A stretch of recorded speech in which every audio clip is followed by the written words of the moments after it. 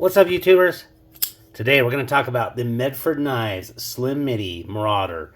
This is based on the full-size Marauder, but this is a very slim edition. And I got this one from Chuck Nubface. I'll go ahead and link him below.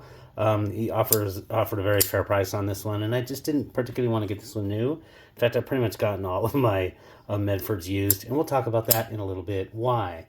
This particular knife has some specific mods. This one has an orange peel texture.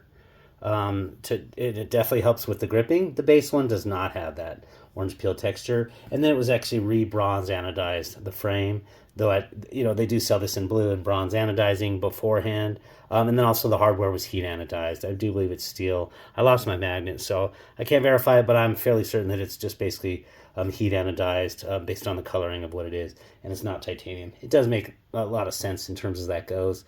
So yeah, and also skiff bearings were put in on this, but it seemed to be, based on watching his video when, before he sold it, it seemed to be fairly smooth. It just tends to be a little bit smoother on the skiffs. Who knows, maybe there's a few more bearings. I haven't really done a full count on those sorts of things. So let's get into some specs about this knife. This knife is 4.1 ounces. It has a 3.65-inch blade. This particular one is a Tonto. They also do sell a drop point of S35 VN steel. You can get other, steel models. Medford does tend to have those. Brand new in S35 VN. This one's $500. So it's a kind of a hefty price against considering some of the competitors for a Tonto blade, kind of a thinner, full titanium frame lock. So that's, we're kind of jumping into into one of the cons of this particular knife. But I think on the whole, it's not out of price range based on what you get. And we're going to talk about that. There's a lot of good pros to this knife to really offset any cons on this one. So let's jump into some comparisons or alternatives. The first one is the Benchmade Bailout. Again, smaller, but in terms of actual carry profile, it's actually a little bit thicker if you add in the pocket clip there. So, and in terms of behavior of the knife, fairly similar. You have a very thin hollow grind on this one, and a fairly thin blade stock too on the Slim Midi. So that's one that normally goes for about $300. Excuse me. Aluminum frame, so nice and rigid. M4 steel, nice, good, tough, super steel. Tonto blade, and then the Sig Sauer or Hogue, made by Hogue, the Hogue Sig Sauer K320. This is the one with polymer handles, but you can get the ones with the aluminum handles. Again, much more rigid. Tonto S30 VN steel or S30V steel, $200 for the full aluminum one. So again, if you're just looking for just pure utility and functionality, and you do have an actual full forward choil there, we'll talk a little bit about that one later. That definitely some kind of lower end budget options as you kind of step up the scale. Similar price range, the Chris Reeve and Cosi. Again, behavioral characteristics of the blade, and then also the Unumzon from Chris Reeve knives, fairly similar with a thinner blade stock than your typical Medford. It behaves similarly, and in the context of these two, as far as just a pure cutting tool that did well with this hollow grind, I did think that this one performed a little bit better than both of those do. So these are in the 500, 525 range. So pretty similar in terms of compared to a new knife, full titanium. You can get them in S45. I think this one's S45 and then Magna Cut. So again, your modern super steels. Those would be kind of two really good comparisons. But then the one that in my mind, my favorite Tonto full titanium frame lock is the Les George VSEP Value Engineering Change Proposal. I'll go ahead and link the review of that one. It's CTS XHP steel, which is kind of very close, I guess, to D2, but it's a little more stainless. It's a full titanium, relatively thin.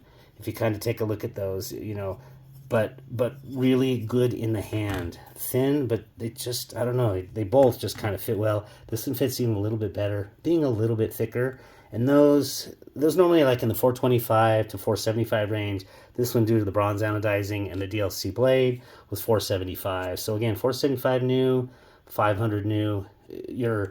This was really, for me, the comparison. So yeah, that's a Les George VSEP. Let's jump right into the pros of this knife. The action is literally sick. It's fantastic. Backside with this fuller bull mill groove, fuller, provides just enough friction and grab, but not sharp at all on your thumb or or any skin or whatever. It's done very, very well in combination with the skiffs, and like I said, I think even the base ones from Medford really good. Most Medfords come on washers. This particular one does have bearings, so keep that in mind. I carried this for probably 3 to 5 months, off and on.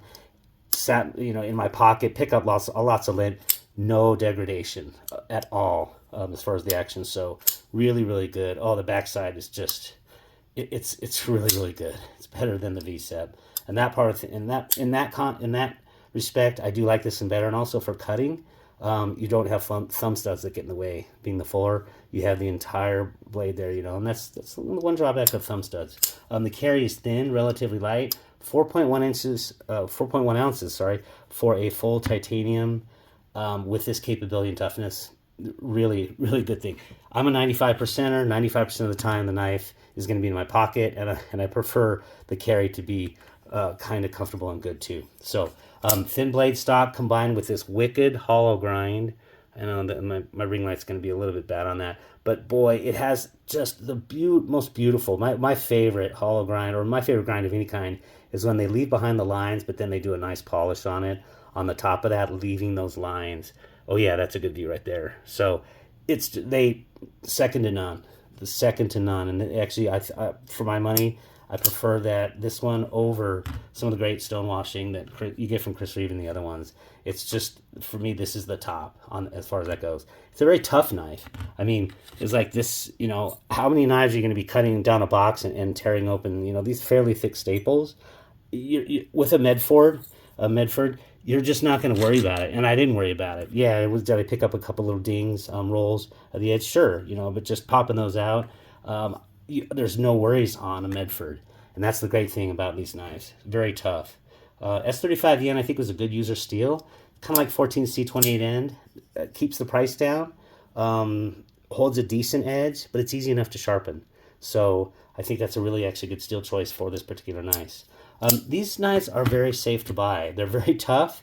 People, if somebody drops a knife, a Medford would be one that you wouldn't worry about. So jumping on the used market, all of my Medfords I bought used, and no problems with any of them. So actually 2 of them came from Chuck Nunface. My Embele did as well. So yeah, they're just very, very tough, and so it's safe to buy on the used market, and also they're priced accordingly. It's not like there's a dearth of them, and the price goes up really high due to the FOMO, fear of missing out.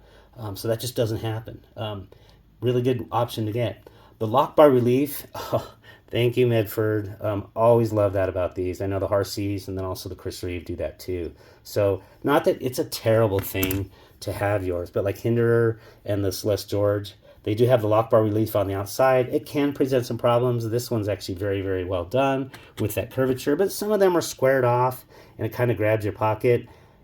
Also forms, somewhat of a less comfortable thing, but because this one is on the inside, you don't have that. So total props to Medford on that one. Let's jump into just a few of the cons.